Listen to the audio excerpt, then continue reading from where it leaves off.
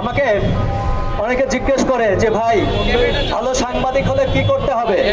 আমি তাদেরকে বলি যে ভালো সাংবাদিক বাংলাদেশে হইও না, কারণ বাংলাদেশে ভালো সাংবাদিকের পরিণতি হয় দুইটা। এক নম্বর হচ্ছে যে কোনো মুহূর্তে দিনে বা রাতে তুমি খুন হয়ে যাবা, তোমার পরিবার জানবেও না যে তুমি কিভাবে খুন হলা। এটাই হয় আমাদের সাংবাদিকদের প্রথম পরিণতি।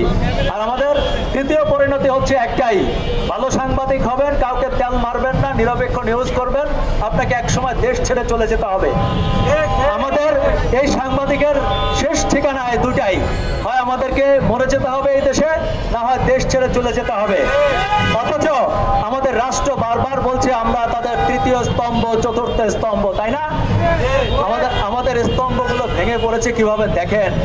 আমি আজকে খুব আফসোস করে বলেছি, আপনারাও লিখে রাখেন, সকল মিডিয়া সাক্ষী থাকেন, আমি আলী আসগর ইমন বলে গেলাম এদেশে ভালো সাংবাদিক জন্মাবে না, যুগের পর যুগেও জন্মাবে না। কারণ আমরা ভালো সাংবাদিককে ভালো পরিবেশ দিতে পারছি না। আমরা যদি পরিবেশ দিতে না পারি, আমরা যদি লালন পালন করতে না পারি, তাহলে এই দেশে যুগের পর যুগ চলে যাবে, ভালো সাংবাদিক জন্মাবে না।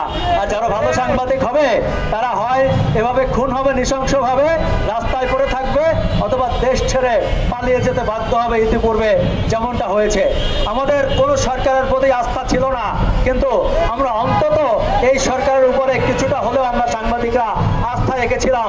তারা একটি সুন্দর পরিবেশ তৈরি করবে, তারা আমাদের কাজ করতে দিবে এবং আমাদের যে ন্যায্য দাবিগুলো সেগুলো মানবে, আমাদের ভবিষ্যৎ কিভাবে চলবে সেটা চিন্তা করবে, আমাদের নিরাপত্তা দেওয়ার ব্যবস্থা করবে। কিন্তু আমরা দেখলাম যে আমাদের জীবনের ন্যূনতম নিরাপত্তা নাই।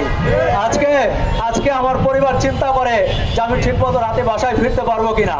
আজকে আমার বন্ধু বান্ধব সবাই ফোন করে খবর নেয় তুমি রাত্রে বাসায় ফিরতে পারছো কিনা। আজকে আমাকে নিয়ে সবাই ফেসবুকে পোস্ট দেয়, ভাই আপনি ঠিক আছেন তো, আপনাকে তুলে নিয়ে যায় না তো, আপনারা বাইরে ফেলায় না তো, আমরা দুশ্চিন্তায় আছি। আরে ভাই, এই যদি দেশের অবস্থা হয়, এই সাংবাদিকতা আমরা কেন করব? আমাদের ইয়াং সমাজ, আমাদের সন্তানরা কেন সাংবাদিকতা পেশায় আসবে? অন্য কোনো পেশায় যাও। আমি ঢাকা বিশ্ববিদ্যালয়ে পড়াশোনা করেছি, আমি তো চাইলে যে কোনো একটা কর্মকর্তা হতে পারতাম, সরকারি চাকরি করতে পারতাম, ঘুষ খেতে পারতাম, তেল মারতে পারতাম। আমি সাংবাদিকতায় এসে দেখেন নিজের জীবনটা হুমকির মধ্যে ফেলেছি। সকাল বিকাল দুইবার করে তিনবার করে আমাকে শুনতে হয় যে কোনো মুহূর্তে আমাকে তুলে নেওয়া যাওয়া হবে, আমাকে মেরে ফেলা হবে। কই, রাষ্ট্র তো আমার খোঁজ নিচ্ছে না। আমি রাষ্ট্রের জন্য কাজ করছি, রাষ্ট্র তো আমাকে নিরাপত্তা দিচ্ছে না। আমি জানতে চাই যে এর শেষ কোথায়, এর শেষ আমরা দেখতে চাই। আমরা পাশাপাশি একটা কথা বলতে চাই, তোমরা যারা মনে করছো সাংবাদিককে খুন করলে, সাংবাদিককে মেরে ফেললে তারা থেমে যাবে, তারা বোকার রাজ্যে বসবাস করো। আমরা থামবো না। আমাদেরকে এভাবে দিনের পর দিন খুন করা হলেও আমরা আবার সকালবেলা ঠিকই জেগে উঠবো। সবাইকে ধন্যবাদ।